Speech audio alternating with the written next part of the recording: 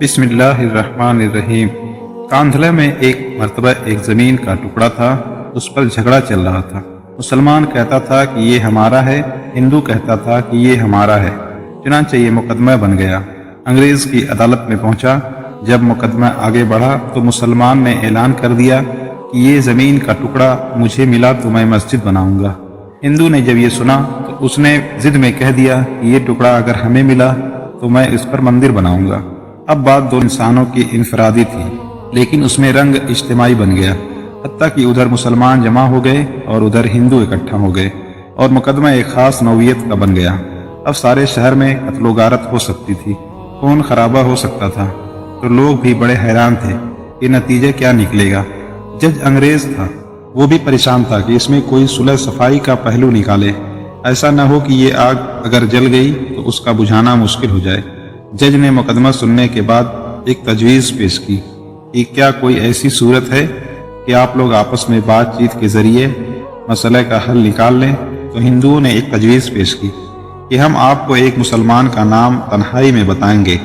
आप अगली पेशी पर उनको बुला लीजिए और उनसे पूछ लीजिए। अगर वो कहें कि ये मुसलमानों की ज़मीन है तो उनको दे दीजिए, और अगर वो कहें कि ये मुसलमानों की ज़मीन नहीं है, हिंदुओं की है, तो हमें दे दीजिए। जब जज ने दोनों फरीकों से पूछा तो दोनों फरीक उस पर राजी हो गए। मुसलमानों के दिल में ये बात थी कि मुसलमान होगा, जो भी हुआ तो वो मस्जिद बनाने के लिए बात करेगा। चुनांचा अंग्रेज ने फैसला दे दिया और चंद दिनों की तारीख दे दी कि उस दिन आना, और मैं उस बूढ़े को भी बुलवा लूंगा। अब जब मुसलमान बाहर निकले तो बड़ी खुशियां मना रहे थे, सब कूद रहे थे, नारे लगा रहे थे। हिंदुओं ने पूछा अपने लोगों से कि तुमने क्या कहा। उन्होंने कहा कि हमने अब एक मुसलमान आलिम को हाकिम बना लिया है कि वो अगली पेशी पर जो कहेगा उसी पर फैसला होगा।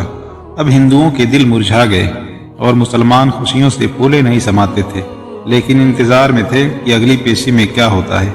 चुनांचा हिंदुओं ने मुफ्ती इलाही बख्श खान दहलवी रहमतुल्लाह अलैह का नाम बताया कि जो शाह अब्दुल अजीज रहमतुल्लाह अलैह के शागिर्दों में से थे, और अल्लाह ने उनको सच्ची सच्ची जिंदगी अता फरमाई थी। मुसलमानों ने देखा कि मुफ्ती साहब तशरीफ लाए हैं तो सोचने लगे कि मुफ्ती साहब तो मस्जिद की जरूर बात करेंगे। चुनांचे जब अंग्रेज जज ने पूछा कि बताइए मुफ्ती साहब, ये जमीन का टुकड़ा किसकी मिल्कियत है, उनको चूंकि हकीकत हाल का पता था, उन्होंने जवाब दिया कि ये जमीन का टुकड़ा तो हिंदुओं का है। अब जब उन्होंने कहा कि ये हिंदू का है तो अंग्रेज जज ने अगली बात पूछी कि क्या अब हिंदू लोग इसके ऊपर मंदिर तामीर कर सकते हैं। मुफ्ती साहब ने फरमाया जब मिल्कियत उनकी है तो जो चाहे करें, चाहे घर बनाए या मंदिर बनाए, ये उनका इख्तियार है। चुनांचे फैसला दे दिया गया कि ये जमीन हिंदू की है। मगर अंग्रेज जज ने फैसले में एक अजीब बात लिखी। फैसला करने के बाद लिखा कि आज इस मुकदमे में मुसलमान हार गए मगर इस्लाम जीत गया। जब अंग्रेज जज ने ये बात कही तो उस वक्त हिंदुओं ने कहा कि आपने तो फैसला दे दिया है, हमारी बात भी सुन ले। हम इसी वक्त कलमा पढ़कर मुसलमान होते हैं और आज ये ऐलान करते हैं कि अब हम अपने हाथों से यहाँ मस्जिद बनाएंगे। अकल कह रही थी कि झूठ बोलो कि मस्जिद बनेगी। हजरत मुफ्ती साहब ने सच बोला और सच का बोल बाला हुआ। सच्चे परवरदिगार ने उसी जगह मस्जिद बनवा कर दिखला दी। कई मर्तबा नजर आता है झूठ बोलना आसान रास्ता है और सच बोलना आसान रास्ता नहीं है। ये कांटों भरा रास्ता हुआ करता है।